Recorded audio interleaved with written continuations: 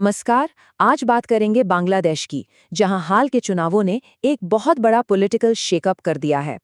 एक ऐसा नतीजा जिसने न सिर्फ देश में बल्कि पूरे साउथ एशिया में हलचल मचा दी है। जरा इस नंबर पर गौर कीजिए, 35 साल। ये सिर्फ एक नंबर नहीं है, ये एक पूरे दौर का, एक पूरे युग का प्रतीक है। जी हाँ, पूरे 35 सालों के बाद बांग्लादेश को एक पुरुष प्रधानमंत्री मिलने जा रहा है।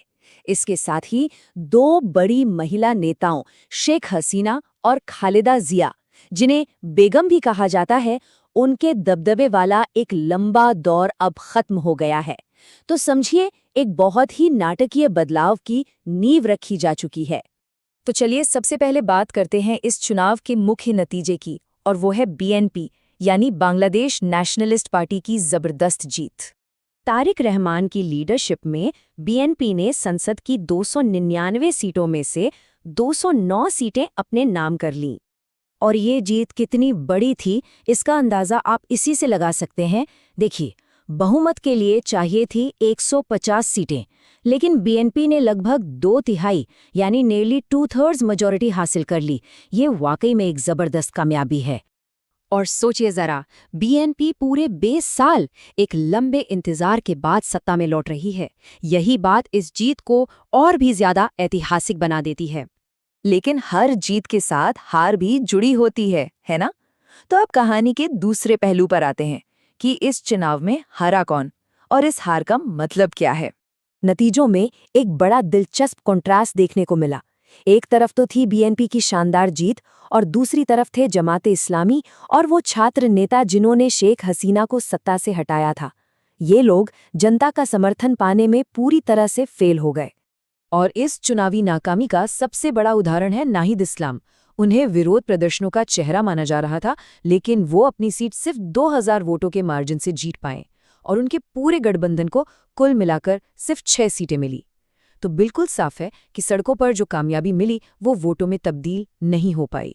तो चलिए अब बात करते हैं इन नतीजों से जुड़े विवादों की, क्योंकि इसके बिना ये कहानी अधूरी है। तो एक सीधा सा सवाल उठता है, क्या ये चुनाव साफ सुथरा था? क्योंकि हारने वाली पार्टियों ने नतीजों पर बहुत गंभीर सवाल उठाए हैं। शेख हसीना की अवामी लीग और दूसरी पार्टियों का आरोप है कि चुनाव में धांधली हुई है। उन्होंने कई दावे किए हैं, जैसे कि वोटर्स जब पोलिंग बूथ पहुंचे तो उन्हें पता चला कि उनका वोट तो पहले ही कोई डाल चुका है। कई लोगों के नाम वोटर लिस्ट से ही गायब थे और कई जगहों पर तो बूथ बिल्कुल खाली पड़े थे। लेकिन एक आंकड़ा है जिसने सबका ध्यान खींचा है और आलोचक इसे धांधली का सबसे बड़ा सबूत मान रहे हैं। रिपोर्ट्स के मुताबिक वोटिंग के दौरान सिर्फ 1 घंटे के अंदर वोटर टर्नआउट 15% से उछलकर सीधा 33% हो गया। अब ये इतना बड़ा जंप कैसे हुआ? इसी ने चुनाव की निष्पक्षता पर सबसे गहरे सवाल खड़े कर दिए हैं। अच्छा, अब जरा देश से बाहर निकलकर देखते हैं कि दुनिया ने इस पे क्या कहा। इस नतीजे का साउथ एशिया की जियोपॉलिटिक्स पर क्या असर पड़ेगा? बात करें भारत की तो उनका रिएक्शन काफी प्रैक्टिकल रहा। भारत ने अपने चुनाव पर्यवेक्षक नहीं भेजे और जैसे ही नतीजे आए उन्होंने फौरन तारिक रहमान को बधाई दे दी। ये एक तरह का सिग्नल है कि भारत नई सरकार के साथ काम करने को तैयार है।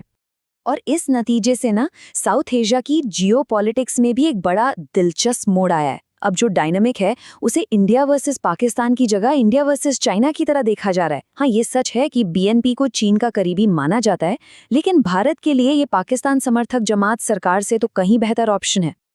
और हाँ, चीन और पाकिस्तान ने भी नई लीडरशिप को अपनी अपनी बधाइयां भेज दी हैं। तो सवाल ये है कि अब आगे क्या? बांग्लादेश अब नई लीडरशिप के अंडर किस दिशा में जाएगा? देखिए, चुनाव के साथ साथ एक रेफरेंडम यानी जनमत संग्रह भी हुआ था।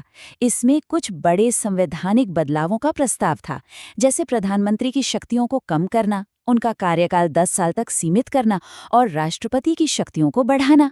अब नई सरकार को इन सब पर फैसला लेना होगा।